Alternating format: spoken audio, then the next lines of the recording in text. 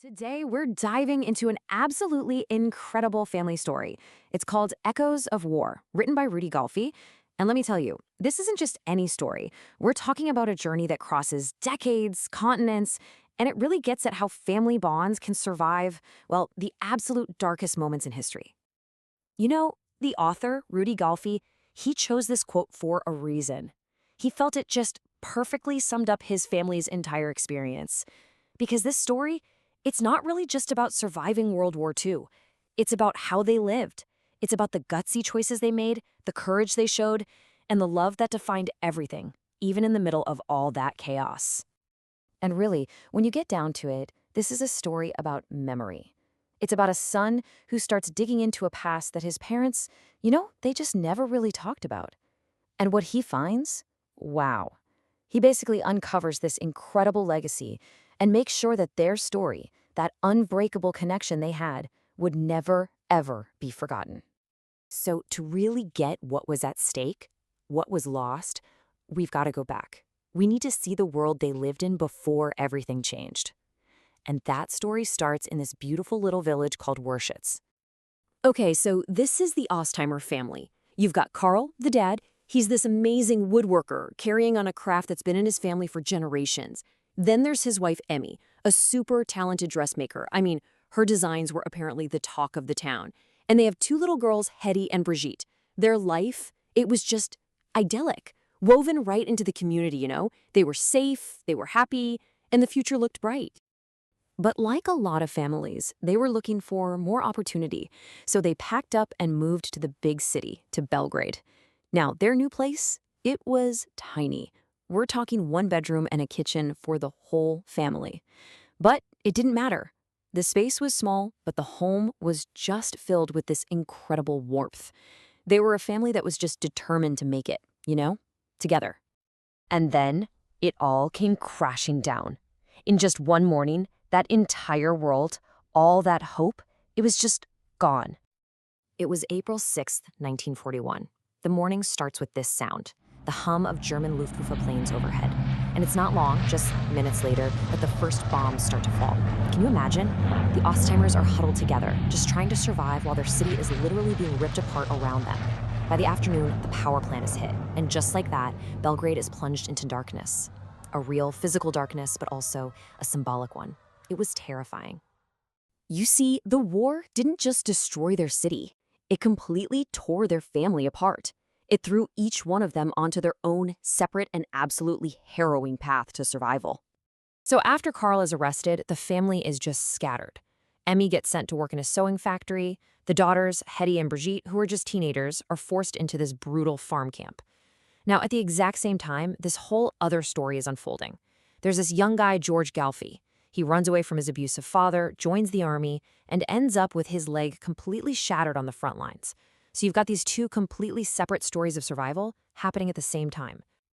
But even in all that chaos, you see these incredible moments of pure defiance. Get this, Hedy, at just 14 years old, walks right up to an officer and basically shames him into letting her father go. I mean, the courage. Then she and her sister actually escape the farm camp and make this insane journey right past the Mauthausen death camp. Meanwhile, their mom, Emmi, she survives the factory and later finds her wedding ring, which her sister had hidden for her, this tiny little symbol of hope. And George, he recovers, but his leg never fully heals, leaving him with a limp for the rest of his life. Every single one of them was scarred by this, for sure, but they were not broken. Okay, so now we're in post-war Austria, and it's here in the rubble and the ashes of everything that happened that these two separate stories, these two paths, are finally about to cross. I mean, this has to be the question on every survivor's mind, right? You've lost everything, your home, your family, your entire world. How do you even start to think about a future? Well, for them, the answer came down to pure chance, just a twist of fate. Hedy and George, totally independently, both end up in the exact same small town in Austria. And then they meet at a birthday party, of all places. A spark was there. Later on, when George lost his job, they made this huge decision. They decided, okay, let's build a future together. So they traveled to a displaced persons camp in Germany. And right there, on November 20th, 1948, they got married. They literally chose hope when all they had known was despair. So this new family is just starting out. But just as they're beginning to build this new life, a piece of the past, a piece they thought was gone forever, is about to come roaring back. 9 years. For 9 years, Hedy's father, Karl Ostheimer, was just gone, vanished. It turns out, after he was captured, he was sent to what they called a Russian silence camp for prisoners of war. And it was exactly what it sounds like. No work, no letters, no news from the outside world. Just silence, cold, and starvation. These were places designed to make people just disappear. But he didn't disappear. Karl survived. He was finally released in late 1949, barely a shadow of the man he was.